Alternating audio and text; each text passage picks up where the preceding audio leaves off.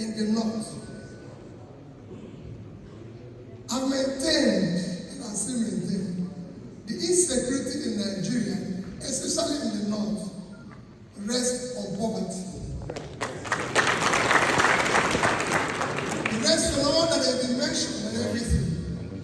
I've been in the financial industry for years. And I can tell anybody this, you can go and verify this in this country. I was in the financial industry. When you look for cash, you go to Kano. When you look for cash, you go to Kano was #1 place for cash. Because then we had all the factories in Bombay, in Sharadangwa, in Sharanti. Go to Kano today, those industries are not there. Obedient. Go to Kaduna, there's no industry. There's no industry again in Kaduna. We used to put Kaduna Trade Fair 2 years for you to get the space. Today nobody goes there. We used to go to Medugri for cash. Today nobody goes there. That is the poverty. And when you have poverty, you have criminality that you cannot control. Because when people don't know where the next thing will come from, you can never control your action. And they easily recruit. But in all these, it all rests squarely on governance, on government to solve. And I've always said the North can change Nigeria. The greatest asset of this country is in the North. We can make more money. I say it every year. We can make more money from farm agriculture than we make from oil. And I'm starting to prove in everything. This entire country produces less than 6 million tons of rice. That is less than 10% of what Bangladesh produces. Bangladesh is a country that lives on 148,600 square kilometers of land. That is the size of 2 northern states. Niger at 76.3 and Borno at 70.8 is equal to Bangladesh. And Bangladesh has a population of 170 million. So if you divide their 146 by this thing, it's less than about 800 square meters, when these two states have over 13,000 square meters. It's a huge land. Niger State has most arable land in this country, cannot feed itself. It's 76.3 thousand square kilometers. They are not exporting anything. Netherlands, with 33,000 square kilometers. So Niger State is 2.5 times size of Netherlands. Yet, they exported 124 billion euros, about over $130 billion of agricultural export. That is exactly 2.5 times what we get from oil. One state. The story is the same everywhere. So the solution is in the north. Look at a state like Taraba. Taraba can produce all the tea and coffee we need at the parks of Mandela. Taraba is 54.4 thousand square kilometers. Sierra Leone, that is making all their money from tea today, is 65,000 square kilometers. If you divide it by the population, Taraba is 3 times, if not more than that, of that size. And they make $1.5 to $2 billion from tea. And all these states are driving around the north, and I feel pain. This year I've been to Kafanchan, to Kaduna, to Katsina, to Jigawa, all these are by road. And you see loads of uncultivated land. Go to Morocco and travel from Casablanca to Port of Pinjin on both sides, and you see the difference. We can change the north. Agricultural land that is in the north is dead. Why do we have to do huge budget where we are doing a road 15 trillion. Why don't you use 1.3 trillion? If you put 1.5 trillion on insecurity in the north today, we'll start dealing with it. We can capitalize that bank with 1 trillion. And if we put another 1.2 trillion in poverty alleviation, one of the governors in the north told me he wanted to do small poverty alleviation, and he went to Bank of the North, Bank of Industry, and gave them 2 billion, and over 2 years, they cannot even put their own counterpart funding. We can solve it. The more you pull people out of poverty, the more you solve insecurity. I've been to prisons, I've been to places to see what is happening. We need to change it. It is very easy. We need to invest in education.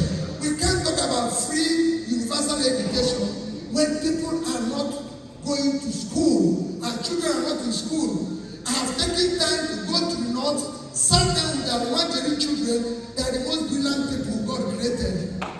Because I could see children in 9 years and 10 years memorizing Quran. If they can't go to school, we'll take school to them. Where they are learning Quran, they can learn English, they can learn mathematics, they can learn this. It's very easy. And we are doing it in Kaduna and it's working. I went to one in Kaduna, I even visited there with my brother that when they provided them, I'm paying their teachers now, provided them toilets, provided them everything. If you see the kids, they are changing. Let's invest in them. That's our assets. That's the assets we need. That's the doctors we need. We have a great country that can be changed if our leaders can change the human being, invest in humanity. It is very easy, it's not a difficult thing.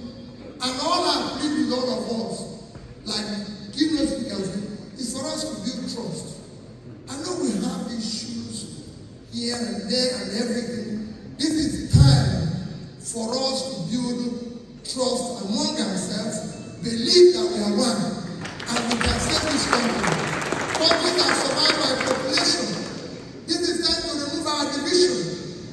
We have all tried, we voted religion. Let's vote competence. It is time to go and vote. Let's vote capacity and competence and everything. Let's make this work. It can work. There's people who, let's hold our leaders responsible. This time you play is about 600,000 square kilometers. The entire north is about 20% more than Ukraine. And they are giving us Ukraine to support us for nothing. And people accepted Ukraine. When the entire north does not Ukraine, we cannot continue that. It is unfair to us. Like I said before, Bangladesh produces about 50 to 60 million tons of rice. Nigeria cannot produce 10% of that. The entire Nigeria is 6 times the size of Bangladesh. They are 148, we are 940. You can go on and on. Small states like Vietnam that came out of war can feed itself and export food. 5 states of the north, Vietnam is 300,000. 5 states of the north, Niger, Borno, Taraba, Kaduna, and Bauchi is about 300,000 square kilometers. That's what Vietnam is. And today Vietnam does 10 times our export. My dear people, our problem can be solved from the north. When we take the focus and invest in the north, what the north requires is investment, support, policies that can drive it, and it is doable, and this is something you can see changing as we start. Thank you, and God bless you.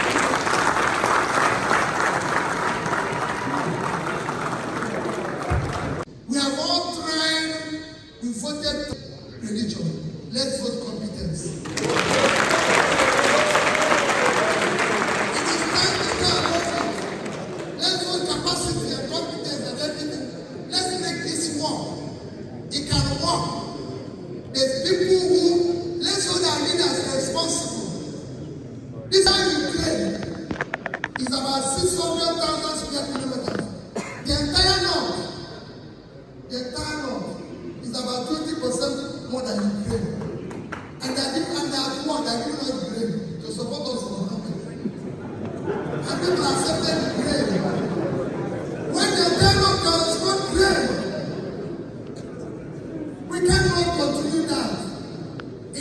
said to us, like I said before, Bangladesh produces about 50 to 60 million tons of rice. Nigeria cannot produce 10% of that. The entire Nigeria is 6 times the size of Bangladesh. They are 148, we are 900 and something. You can go on and on. Small states like Vietnam that came out of war can feed itself and export food. 5 states of the north, Vietnam is 300,000. 5 states of the north, Niger, Borno, Taraba, Kaduna, and Bombshell is about 300,000 square kilometers. That's what Vietnam is. And today Vietnam does 10 times our export. My dear people, our problem can be solved from the north. When we focus and invest in the north, what the north requires is investment, support, policies that can drive it, and it is doable. And this is something you can see changing as we start. Anyone who thinks that P2B haven't come this far would now subject himself to being a vice presidential candidate to Atiku is wasting his or her time. P2B has become the bride that everybody wants to marry, and that's the truth. So for me, I think it's just part of the, the way politics is played. Propaganda is the way of politics. It's what drives politics. And I think everything that is happening now is part of that propaganda, to get people talking, to get into the news. I've told you this, and I keep saying it. Atiku will not contest 2027 election. He will not. You watch and see. Sometimes you need to look into the crystal ball and ask yourself, let me ask you, why would Atiku contest? Well, he wants to be the president. No. Right now, what we want is to have a sane Nigeria, a Nigeria that is working. That is what every Nigerian wants. I keep telling people, the hunger and poverty in the land has not gotten to crescendo. But when it gets to crescendo, the people will react. And 2027, you will see the people coming out to react. And that is why I'll say to you that this new law that the National Assembly wants to pass, trying to force people to vote, is just a way of trying to stop people from voting. Atiku would not be relevant if he comes out now and says, I'm not contesting. You need to read the handwriting on the wall to understand where the country is going. And that is why P2B has always maintained. He says, I am not fighting President Bola Ahmed Tinubu. I am not fighting the APC. I am fighting the institution. If you also recall, after the 2023 election, he said something that suddenly became something everybody adopted in Nigeria. He said, the process that brings you to power matters. If the process is flawed, you will not be able to deliver. Okay. And that is what's playing out right now. You need to understand that today it is not about P2B. Okay. What we have playing out in Nigerian politics today has gone beyond P2B. 2023 was an opportunity for P2B to have accepted to run as a vice presidential candidate. But today, P2B knows that he is held bound by the obedience. So whatever P2B is going to do, he needs to understand that he now has a constituency. And that constituency is the obedience. And that the obedience are not politicians. The obedience are Nigerians who want a better country, who want a better system of governance. So P2B will not, take that decision to say, I want to be it has gone past that. Okay. You cannot expect a man who has been... You cannot expect a man who has grown to become a CBN governor to now tomorrow, you say, because there's a vacancy in another bank, he should go and become a branch manager. He will not accept that. Okay, now Prince, what do you think? The question I asked again, I'm going back. You have treated one arm of it. The other arm is, do you think that the Southeast will still warm up to P2B? If we are creating a what P2B, see, I don't want us to say P2B and Southeast. All right then. Okay. P2B is a Nigerian. He wants to vie for the presidency of Nigeria and not the presidency of the Southeast. Okay. With this statement, I am in a coalition against bad governance, hunger, poverty, and the rest. Does that take away the fact that in his desire to deliver Nigeria, Peter Obi would not decide to run as a vice president just so he can deliver Nigeria from hunger, poverty, let me start by saying that you know that we have a system that is unconstitutional, and that is rotational presidency. And the North will do 8 years, and the South will do 8 years. It's unconstitutional, but this is what the political parties have adopted. All of them, they're doing it.